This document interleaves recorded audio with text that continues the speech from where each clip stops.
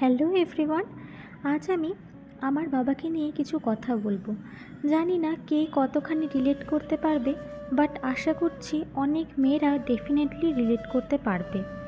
এই যে ভিডিওটা তোমরা দেখছো, এটা আমার বাবার রিটায়ারমেন্টের ভিডিও। এই 2024-এ জুলাই মাসে আমার বাবা নিজের সারা জীবনের কর্মস্থান থেকে রিটায়ারমেন্ট পেয়েছে। যে বাবা সারাদিনের ঘাম ছুটিয়ে নিজের ইচ্ছেগুলোর দরজা একটা একটা করে তালাবন্ধ করে আমার স্বপ্ন ইচ্ছার দরজাগুলো নিজের হাত দিয়ে খুলে দিয়েছে, আমার দুর্ভাগ্য আমি শতবার চেয়েও হয়তো আমার পরিস্থিতি চাইনি বলে এই দিনটাতে যখন বাবার আমাকে সবথেকে বেশি প্রয়োজন ছিল, তখন আমি বাবার পাশে ফিজিক্যালি থাকতে পারিনি। মাকে বলেছিলাম আমাকে যেন পুরো অনুষ্ঠানটাতেই ভিডিও কলে রেখে দেয়। মনের মানুষকে আমরা যতটা সহজে নিজের ভালোবাসার কথা অকপটে বলতে পারি, নিজেদের বাবা মাকে কিন্তু ততটা সহজে কোনো দিনই সেই কথাগুলো বলে ওঠা হয় না। কিন্তু আজ আমি সাহস করে কিছু মনের কথা তোমাদের সাথে শেয়ার করব। ছোট্টবেলা থেকে সেই ধীরে বয়স অবধিও আমি যখন বাবার উপরে রাগ করে খাইনি, অনেক অনেক দিন গেছে বাবা খেতে বসেও উঠে পড়ে আগে আমার রাগ ভাঙিয়েছে, তারপর আমাকে খেতে বসিয়েছে, তারপরে কিন্তু নিজে খেয়েছে। বাবা চিরকালই আমাকে বলে এসেছে, মাটা এতটা সেন্সিটিভ হয়েও না, সবার কথা এত গায়ে মেখো না। কিন্তু সত্যি কথা বলতে বাবার এই কথাগুলো থেকে আজও কিছুই শিখে উঠতে পারলাম না। আর জীবনের এই পর্যায়ে দাঁড়িয়ে একটা জিনিস ভালোই বুঝেছি, আমার রাগ জেদ ছেলে মানুষগুলোকে ভালোবাসা দিয়ে জড়িয়ে রাখার আমার বাবা মা ছাড়া আর কিন্তু সত্যিই এই পৃথিবীতে কেউ নেই। তবে হ্যাঁ, একটি মানুষ ওরা আমার জীবনে দিয়ে গেছে, আর সেটি হলো তাদের প্রিয় জামাই বাবা জীবন। বেশিরভাগ মেয়েদেরই জীবন এমনই হয়। যে কোনো মেয়েকে জিজ্ঞাসা করো, তারা তাদের জীবনকালে যতটা রাগ তাদের বাবা মাকে দেখিয়েছে, তার এক অংশ রাগও যদি অন্য কাউকে দেখিয়ে ফেলে, আমি হলফ করে বলতে পারি সেই মুহূর্তেই তাকে দুগ্গা দুগ্গা বলে বাড়ি থেকে বিদায় জানানো হবে।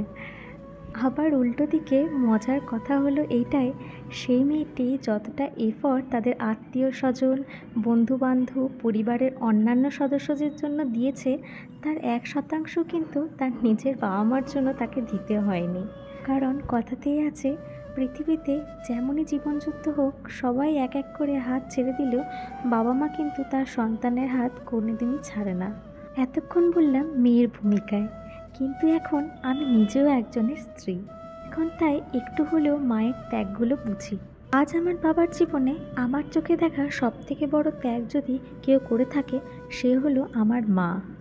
আর তাই দেখো, বাবার যেই সময়ে সবথেকে বেশি পরিবারকে পাশে প্রয়োজন, সেই সময় আমরা কেউই বাবার পাশে থাকতে না পারলেও মা কিন্তু বটগাছের মতো বাবার পাশে দাঁড়িয়ে আছে, ঠিক যেমনটা দাঁড়িয়েছিল 30 বছর আগে। ভগবানকে আজ তাই একটাই প্রার্থনা করি, এই রিটায়ারমেন্ট লাইফটা ওরা যেন খুব ভালো করে কাটাতে পারে। যত ঝড়ঝাপটা ওঠা পড়ার মধ্যে দিয়ে আজ মা বাবা পায়ের মাটি শক্ত করেছে, তার 10 গুণ আনন্দ যেন জীবন তাদের ফিরিয়ে দেয়।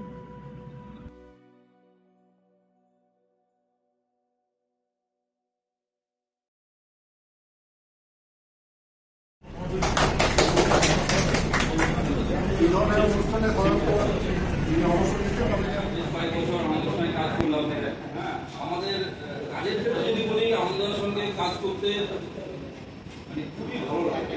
আনন্দদার কাজের যে ছিল, যে স্পিড ছিল কিংবা যে কাজের সম্বন্ধে যে পারফেকশন ছিল, সেটা অন্য যে কেউ সেইভাবে করতে পারতো না। যে পার্টনার হিসাবে আনন্দদার সঙ্গে দীর্ঘদিন কাজ করে আমি খুব আনন্দ পেয়েছি। আর লাস্টের দিকে তো এমন অবস্থা হলো, যখন মানে যে ভদ্রলোক রিটায়ার হয়ে যাবে, তার রিটায়ার হয়ে যাবে 3 মাস আগেও আমার কাজ চলছিল না। আনন্দদা আমাকে যেভাবে হেল্প করেছে, দুজনে মিলে মানে কাজ করা যেখানে অসম্ভব, সেখানে আনন্দদা আমার সঙ্গে প্রায় কাজ মানে 8 ঘন্টা একসঙ্গে দুজনে মিলে কাজ করেছে, যেটা এই সেকশনে প্রায় অসম্ভব ব্যাপার। হ্যাঁ, দুজনে মিলে পুরো কাজটা তোলা, সেক্ষেত্রে আনন্দদা আমাকে অনেক হেল্প করেছে। তাই কাজের দিক থেকে সাকসেস। আর আনন্দদার বিয়ে বাড়িয়ে দিয়ে বাকি সবাই বলবে, বন্ধুরা বলবে, হ্যাঁ খুব হাসি খুশি ছিল, সবাইকে হাসি খুশি রাখতো।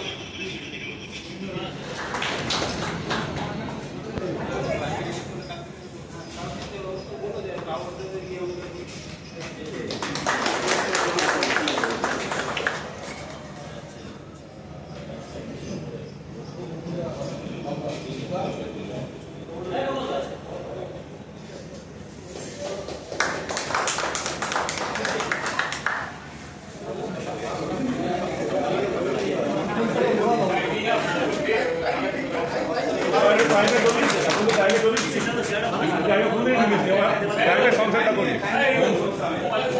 টাইমে জল ফল ভরে দিবি